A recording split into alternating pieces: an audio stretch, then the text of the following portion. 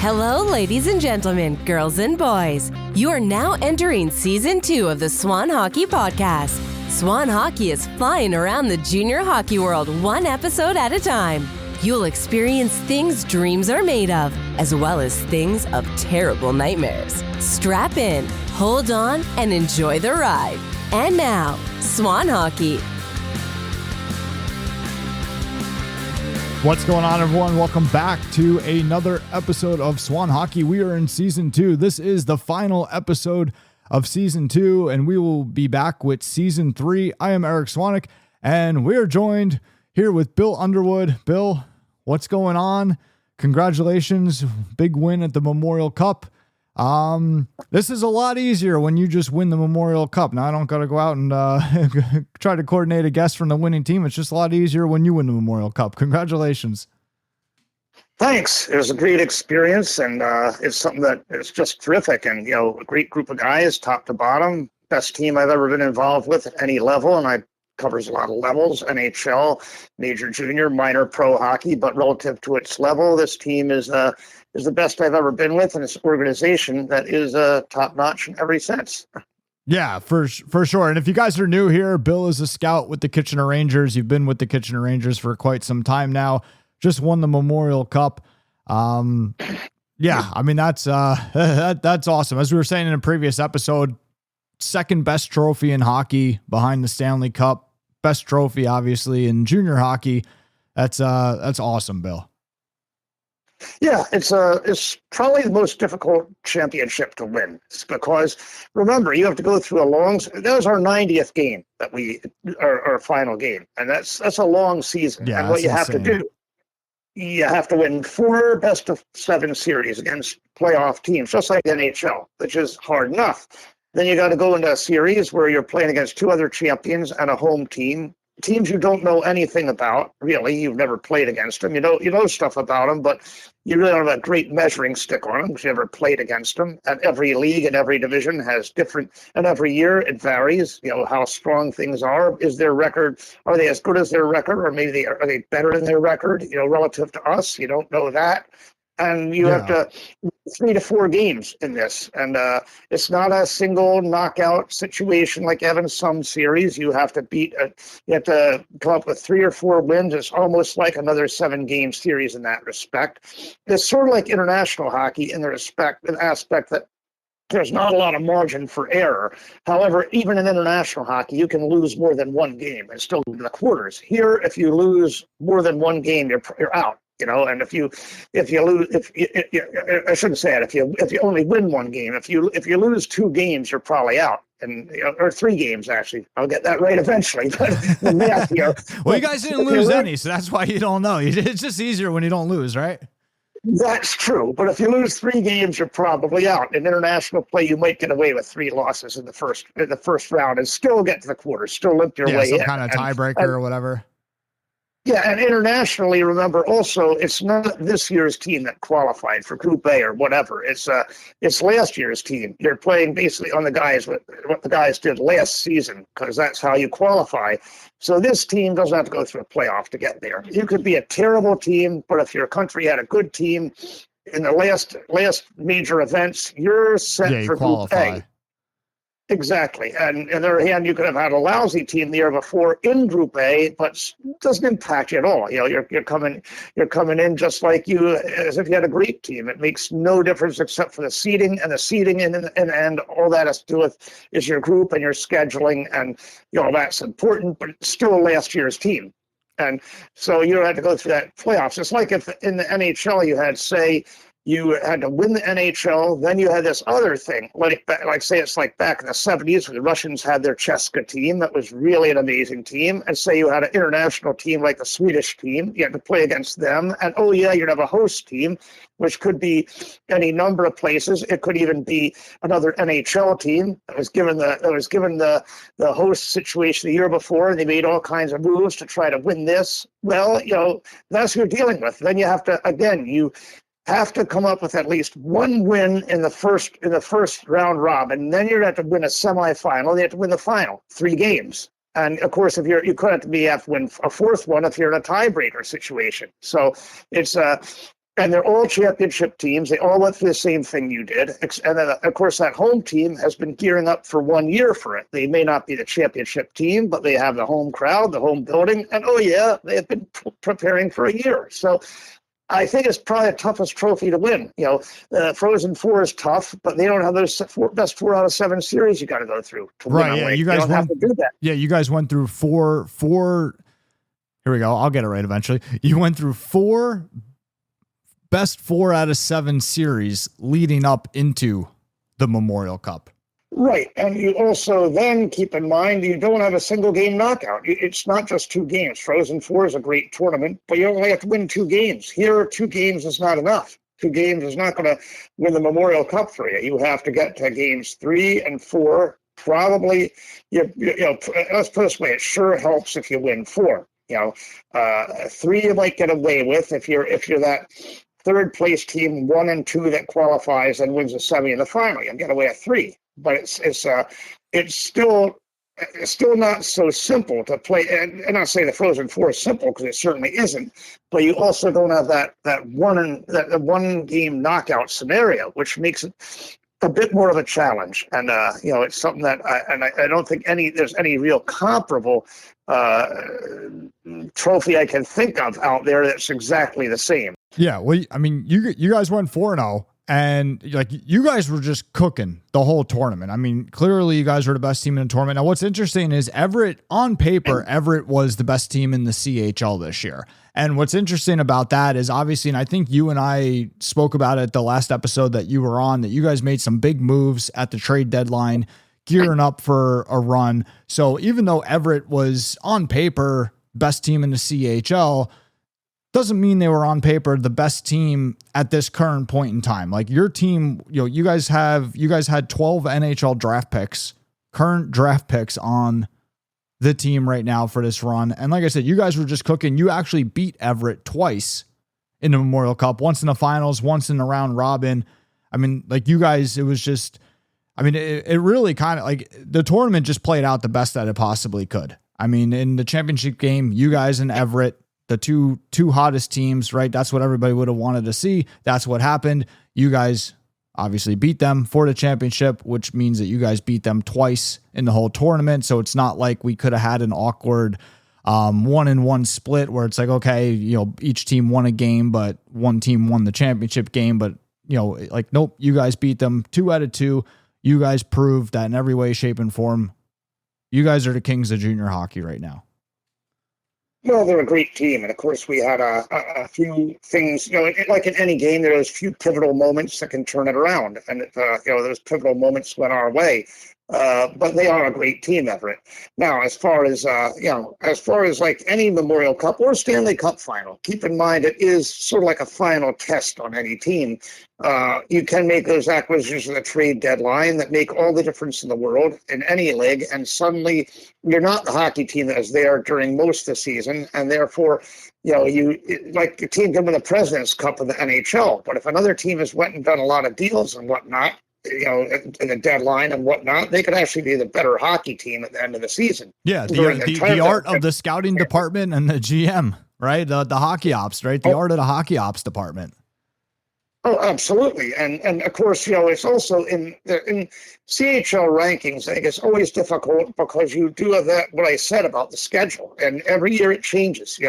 How good is the league this year? How good is your division within the league relative to the other leagues and other divisions? And so it's very difficult, even in our league, to really measure yourself exactly against the other conference. It's an unbalanced schedule. So we're, to sit there and say there's a whole ton of common track record, there really isn't that much. You can sit there and say it's absolutely analogous. So it's sort of like, I suppose you could say, kind of like the NFL, where you have an unbalanced schedule too, only in their case it's not quite as unbalanced as ours, not nearly. But if you're an easy division in the NFL, yeah, you're playing against those teams, those 3 other teams 6 times. That's a 30-year schedule, and it can make a big difference. Right. You're in an easy division. You can come up with those 2 or 3 wins that make you look awfully good, but then you're going into the playoffs against a team that maybe is a killer division that's not quite as good as you record-wise, but something, they were playing against some awfully good teams, and those losses they really weren't that big a deal. You were losing to some good teams, whereas the wins for other teams really weren't that amazing. And it's hard to say. I think the WHL is an excellent league, so I don't think there's anything phony about their record. Their record was tremendous. And what they did, they just proved beyond any shadow of a doubt. They're a tremendous WHL team. And in the end, it also comes down to head-to-head matchups. Sometimes it's a matter of who you just match up well against some teams. Other teams you don't match up as well against it. See it in the NHL all the time. You have teams run into that team that's the team you did not want to draw in the playoffs. You may be a team that overall is a better hockey team, but not against these guys.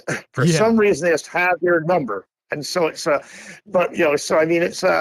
think, they were a terrific team, though. Their record speaks for itself, and our record speaks for itself. We had a great record this year, and it was an amazing run. And it's a matter, it took a lot of levels, ownership, we're a community owned team, but our board of directors were committed to producing a winner.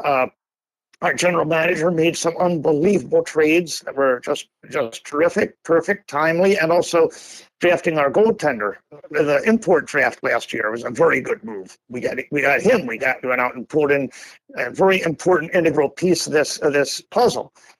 We had of course there is also the coaching. UC did a great job. He coached a team that in a way like the Finnish teams always are. You can see how Finnish teams win. They play basically a very similar system, and they do great internationally. And you look also at of course we did get our drafts in. The staff, we managed to find guys that gave those guys some tools to work with.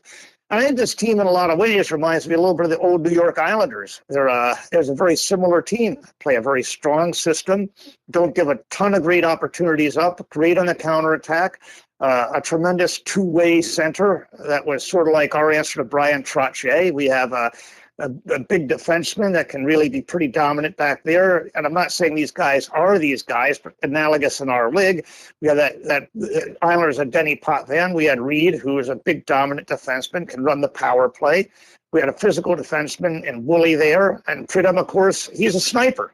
You have to have a sniper on a team. And so the Islanders had a lot of that. We're very similar to them, and we got a lot of results from different parts, just like the Islanders did. It was never just a few guys on that team.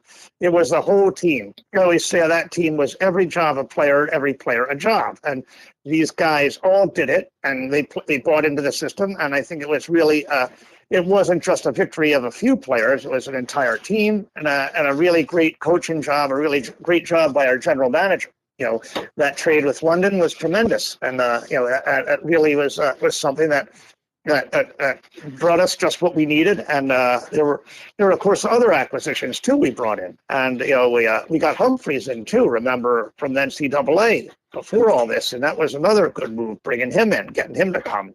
And I think and of course we got Ando back from Ottawa. That was a good thing too. There are a lot of things that fell into place, and it was really organization-wide effort and something that really a team-wide effort.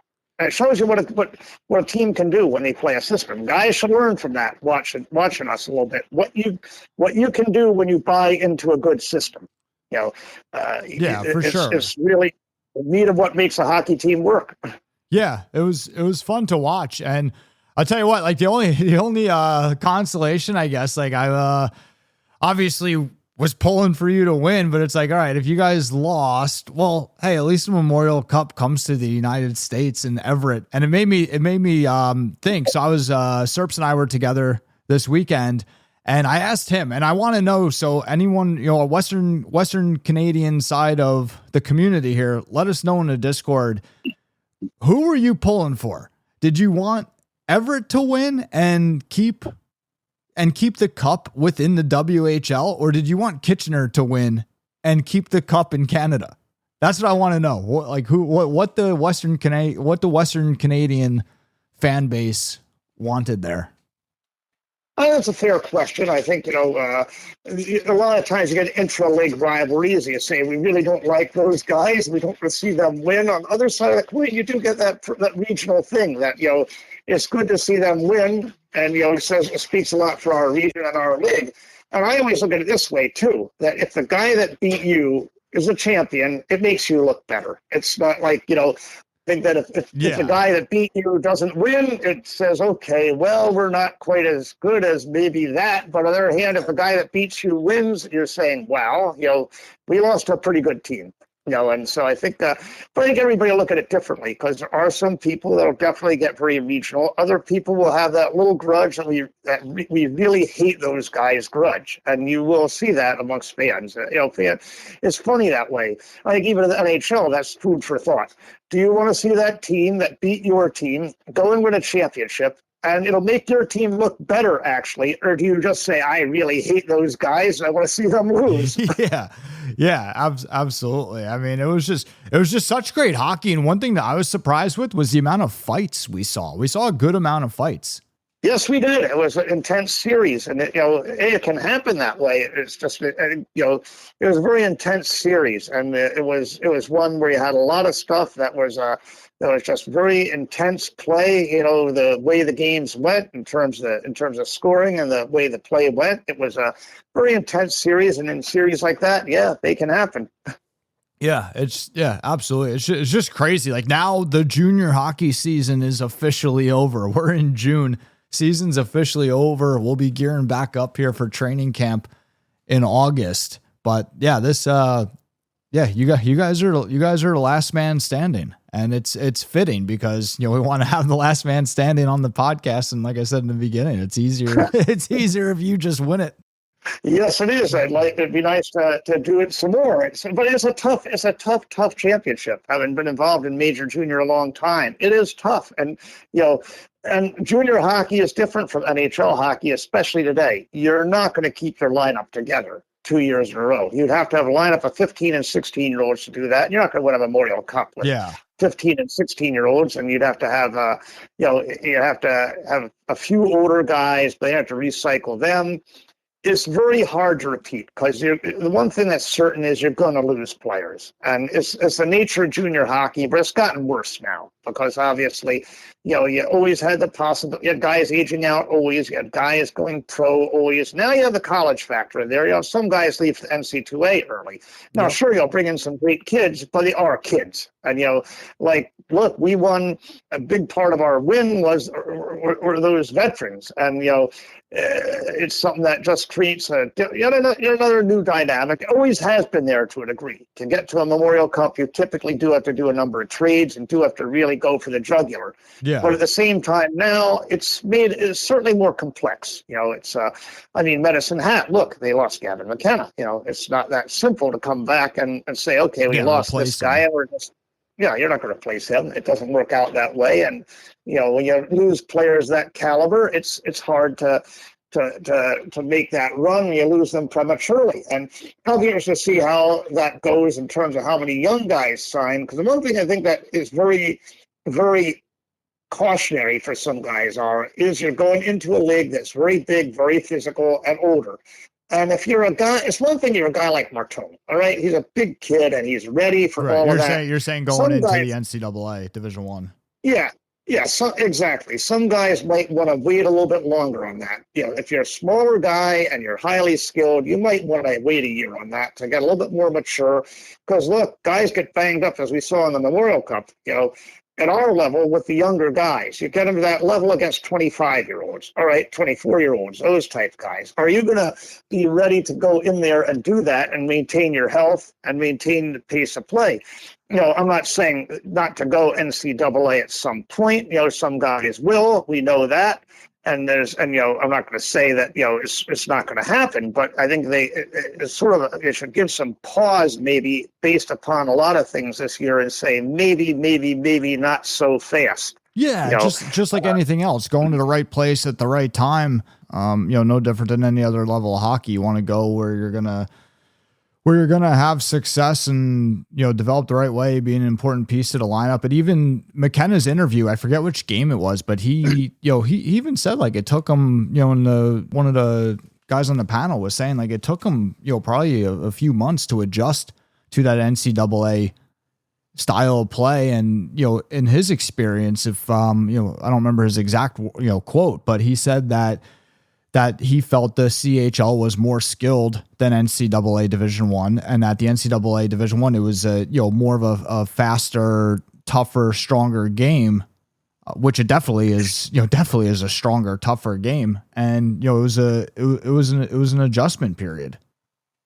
Well, he emphasized tougher and stronger because the pace he also said was very good in major junior. I think the bigger thing is the physical play and the style of play. It's not the same style of play, and it's very physical. Now, again, it's something that you can look at it both ways. I think in terms of what that means, but at the same time, I think that young players, do you really want to move on? Like I say, it's a reality of life. We just got to accept that if guys move on, it's going to happen, and unless something radically changes. But for that player, if you're really going to do it, does it make sense to do it at 17? I don't think it really does. I think it makes far more sense to do it at 18 or 19. You're more physically mature and ready, or better, best of all, 20 to do it. You're 20, 21 going there. But at the same time, the reality is that guys are going to do it, but I do think there's a cautionary aspect to this. Is it necessarily the thing you want to do at 17? It's especially unless unless you're a certain type of player, it may actually backfire on you. Right. It's got to be the right fit. Just like we talk about for any other level of hockey, you don't want to go just for to chase a title or just to go. It's got to be the right. It's got to be the right move. And some people it'll be a great move for, others it'll be not so great, and others it'll be terrible. So it really again, just so individual what the player's individual needs are. There's just so much opportunity out there. And I think that's one thing that a lot of people need to, don't get stressed about this stuff. Just realize hey, there's so many different avenues, so much different opportunities, so many different ways to use the opportunities. And you want to do what's going to make the most sense for you and your situation and what your overall goals are.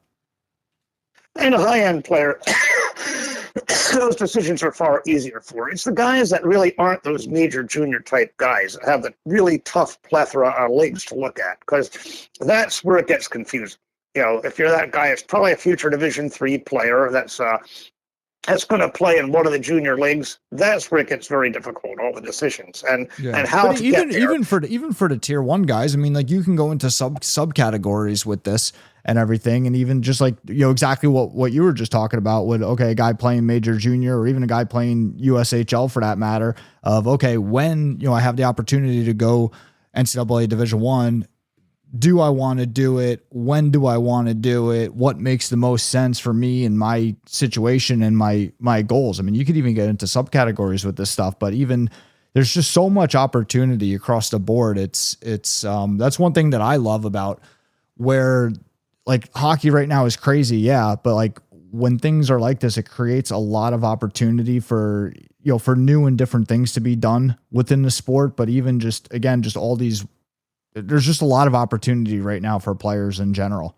And it could certainly feel overwhelming to some, but if you just kind of calm down and just look at it through, the positive lens, there's just so much opportunity. Just dissect it and you figure out what's best for you and your personal situation and what your wants, needs, and goals are.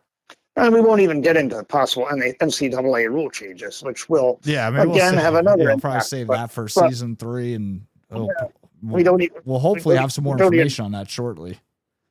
Well, we don't even know what it's going to be, and I know 2 conferences right now, as far as the law that's in Congress, spoke out against it, and but that was more about broadcast rights. Their issue was, I know that in hockey, all 63 Division I coaches have signed a letter saying, please don't do this for hockey. You got to do something a little bit different. And so, that's another thing that comes into play. So, but we won't know for a while. That's something that I think there are going to be a lot of things that are going to have to be dealt with there, and whether they'll even get it passed this month, we'll see. It's something that we don't even know the whole thing. But the point is, it's a very dynamic thing right now. It's something that's it's a dynamic culture right now, and what's going to happen, we really don't know. And it's changed a lot in the past 2 to 3 years. Again, there are trade-offs. Like in major junior, we'll lose guys early. It's already happened, and unless there's something that's going to change that, some sort of new, I don't know what, that's going to change that. it's going to continue. And then you also have, the situation on the other hand, there's no longer anything to lose playing with us. So we're going to get a lot of great young players we wouldn't have gotten before. So we have that coming in. It's a trade-off. You get some young superstars, but you're going to lose some guys a little bit early that you maybe didn't want to lose early. And the effect will vary. But it certainly is a dynamic atmosphere. And, like a number of our guys are NCAA bound. They're mostly the older guys. But the other thing that hits matters you do have guys that will get drafted from us and get that NHL contract, and they're going to sign it. And, it makes sense. They're going to get their time in training camp. They'll get their time to develop, and they'll get they might get some games. They even may play in the league. So some guys are going to go that route too. So it's a complex environment. And you guys could even get guys from NCAA, right? Like, I mean, you mentioned that who was it? Humphrey, you said, right? Came from NCAA, right? So you might get a couple guys like that too. It's just kind of a different way of doing things. Like, again, there's a lot of opportunity for everybody, for teams as well. There's a lot of opportunity for everybody. Like, things are changing, but change isn't always bad. It's just could be overwhelming sometimes. But, it's just kind of a different way of doing things right now. Oh, it is. And I think for the players, it certainly works out very well for them. No question. Yeah. And the biggest thing for the players, I don't want to cut you off, Bill. Like, the one thing I just want to throw in here before I forget, the biggest thing for the players, like I always say, performance is king. If you're performing and you are a top performer, no matter what's going on, what changes, this rule, that rule, the top guys have no problems. None of it matters. If you're a top guy, you're always going to go to the top. So if you're truly a performance is top king. guy, if you're truly a top guy and the right attitude, on the other hand, you can make some bad decisions. And again, that's something that comes down to making the decisions for the right reasons. And if you're doing a decision for the right reasons, it's probably going to be right. But make sure you're right on those reasons. And as far as teams go, we'll adjust to it. It comes upon us to adjust to the whole new world. And there is like I say, it's trade-offs. You make sure the trade-off balance goes in your favor. That you take advantage of the things that you can exploit and use, and the things that are be difficult for you, you just prepare for and cope with. Yeah, absolutely. Well, Bill, is there anything you want to end off with? Well, it's just been a terrific year. It's a year that you'll never forget. Very rarely do you have a chance to be with a team that has this type of season. And it's something that really is a great feeling. And it's something that is a team effort at the top level. It's not just one thing. It's many things, many pieces working together. You have to have good ownership. Your general manager is absolutely vital. Your coach is absolutely vital. And hey, we as scouts, we certainly play our role too. And it's and ultimately it comes down to the players, them buying in and them putting the effort in. Those guys, and we had a great group of guys, a great leadership group. And I think that's another important thing you learn is that any team that wins championships has leaders. You have to have those leaders, and look at what happened with Florida when they brought Marchand in, a guy that's a leader. That was a darn good move. You have Kachuk, another good leader.